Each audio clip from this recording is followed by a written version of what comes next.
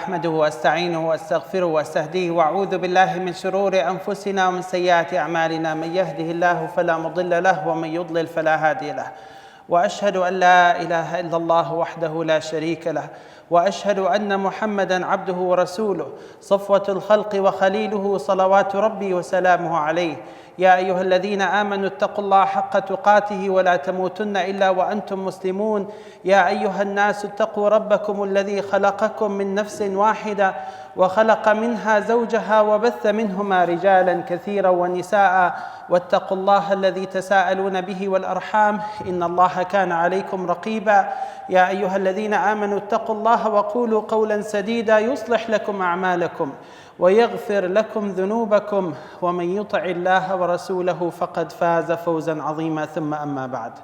In both Sahih al-Bukhari and Sahih Muslim, Rasul sallallahu alayhi wa sallam has made a statement that was as he was addressing the companions. He said, "Ta'isa abdul dinar, ta'isa abdul dirham, ta'isa abdul qamisa, ta'isa abdul khamisa." Let the slave of dinar, dirham, like the pennies and dollars, let the slave of these, let the slave of the luxurious clothings be perished. Let that slave of money and dunya perish.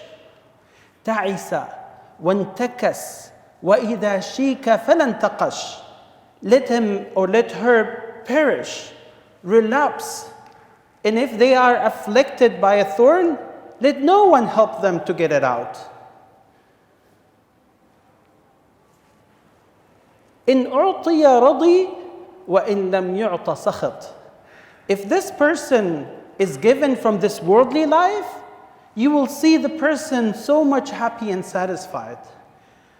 But if some calamity afflicts this person, or he or she is not getting what they were expecting to get or what they were hoping to get, then you will see them dissatisfied. And it will ruin their whole life. Because all what bothers them, all what concerns them is how much they can accomplish in this dunya. People may not worship the dunya like making sujood or ruku', but they really worship it in a way that it is the thing that drives their affairs in their lives. What really makes people be happy or mad, what makes them go left or right, move for something or move for another thing, is their passion about the dunya itself and nothing about their hereafter. That's what Rasul ﷺ has made a dua. Let that person who is really in real slavery to this dunya, let that person perish, relapse. And then he ﷺ said, طوبى لعبد آخذ بعنان فرسه في سبيل الله. Let the Jannah be, let the paradise be the reward of a person who is holding the reins of his horse or her horse. في سبيل الله أشعث رأسه. That this person's head is uncombed, the hair is uncombed. مغبرة قدماه. The feet are full of dust. إذا كان في الساقة كان في الساقة. وإذا كان في الحراسة كان في الحراسة. If this person is appointed to be in the vanguard, the person will be so much happy to guard others. And if the person is assigned a position in the rear, then this person is also satisfied because anyway the person is fulfilling a duty. إن استأذن لم يؤذن له. If this person is so ambiguous, so unknown, people don't really pay attention to him or to her. So much so that if they were to ask for permission, they won't be granted that. And if they were to to seek or to give some privilege or to intercede for someone, they will not be given that. Subhanallah, the hadith is building a major block in the life of Muslims. And that is, this dunya is this temporary life that you live in it. Whether you attain visibility in it or you don't, it doesn't matter. What really matters is how much you are preparing yourself for the hereafter. Whether people have given you recognition, whether people have placed you in the position you like or not, it's irrelevant.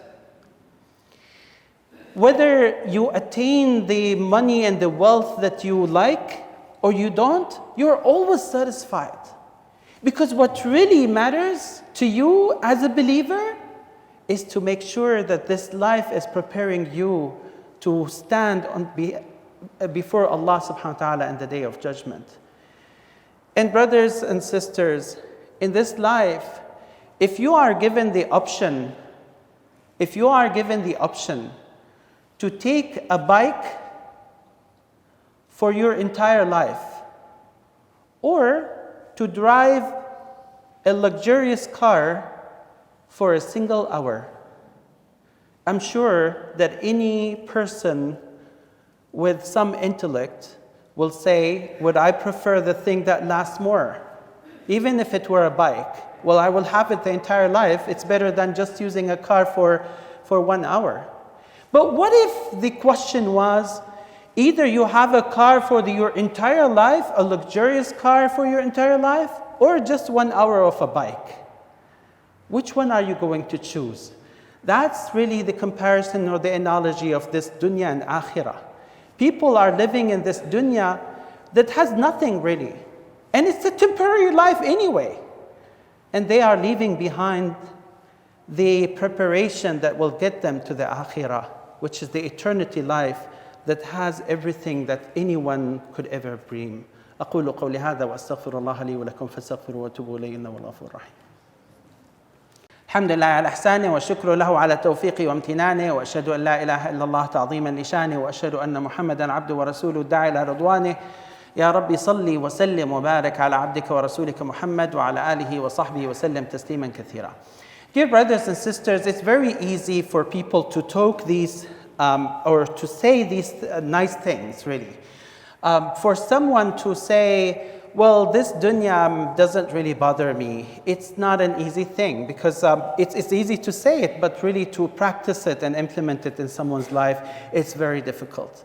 But I want to just share with you this one incident in the history of Ummah to show you what Rasulullah ﷺ has managed to implement or to seed in the hearts of his companions. Everyone has heard about Khalid ibn al-Walid. Khalid ibn al-Walid was the leader of the army in the times of Rasulullah ﷺ. Rasulullah ﷺ has called him Sayfullah al-Maslul, the sword of Allah subhanahu wa ta'ala. And by the way, Khalid ibn al-Walid was never defeated in any war that he made. Even before Islam, he was the leader in the battle of Uhud when Muslims were defeated. But Khalid ibn al-Walid was non-Muslim at that time, and he led the mushrikeen. Subhanallah, Allah subhanahu wa ta'ala gave him this great leadership.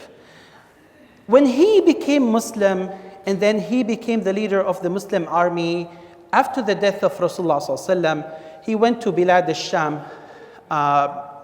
and he became like the very famous. People, Sahaba and the people who came after them, they started to rely on him, meaning that they thought that unless Khalid ibn Walid is leading the army, then probably they will not be victorious. So they were almost like relying on him more than relying on Allah subhanahu wa ta'ala. When Umar ibn al-Khattab saw this, he said, I'm going to put an end to this. Because Muslims have to rely on Allah, because victory comes from Allah, not from human beings. So what did Umar say? What did Umar do? He appointed Abu Ubaidah Amir ibn al-Jarrah in the position of Khalid ibn al-Walid. And he asked Khalid ibn al-Walid to step back. Can you imagine the person who was labeled by Rasulullah ﷺ as the sword of Allah, the person who was never defeated in his whole life, the person who leads the army, who can make any decision against Umar ibn al-Khattab. He can lead the army against Umar ibn al-Khattab. What would he do? All what he did was sam'an wa ta'a. I hear and I obey. And he left his position, but not out of anger and not to really corner himself or stay at home. He became the right hand of Abu Ubaidah Amr ibn al-Jarrah. And he stayed in close reference to him so that he would help him in every future transaction, in every future action that they had. That was the example of the Sahaba radiallahu anhum wa ardahum. Because this dunya for them is nothing. Whether they are going to be recognized or not, whether people will continue to praise them or not, whether they will continue to gain out of this worldly life or not, that is irrelevant. What matters to them is, are they doing what they need to do to please their Lord? Dear brothers and sisters, in today's time, these things are very crucial for us to understand and very crucial for us to realize. And I'm sure that all the incidents around us provoke this thinking. We need to really think deeper about them. We need to think, what is our position in today's world, in today's time?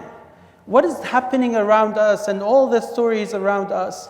Brothers and sisters, I conclude by saying that this dunya, Allah may give it to anyone, but the akhirah will only be given to those who offer taqwa, offer piety in their life.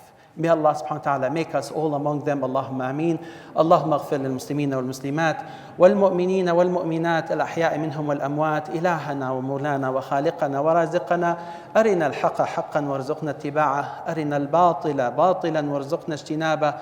Allahumma ya hayyu ya qayyum ya dhal jalali wal ikram. Nas'aluka bi asma'ika al husna wa sifatika al ula an tuhyina mu'mineen wa an tawaffana وتلحقنا بالصالحين يا أكرم الأكرمين.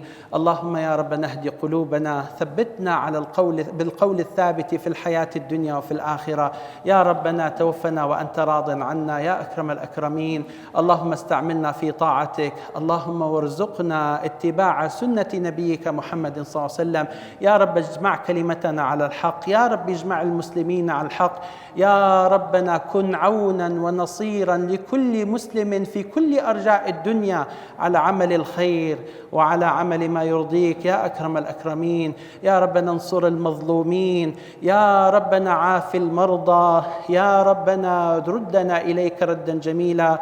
اللهم إذا أردت بعبادك فتنة فاقبضنا إليك غير مفتونين. عباد الله، إن الله يأمر بالعدل والإحسان وإيتاء ذي القربى وينهى عن الفحشاء والمنكر والبغي يعظكم لعلكم تذكرون. فاذكروا الله العظيم الجليل يذكركم واشكروه على نعمه يزدكم ولذكر الله أكبر والله يعلم ما تصنعون. وأقم الصلاة.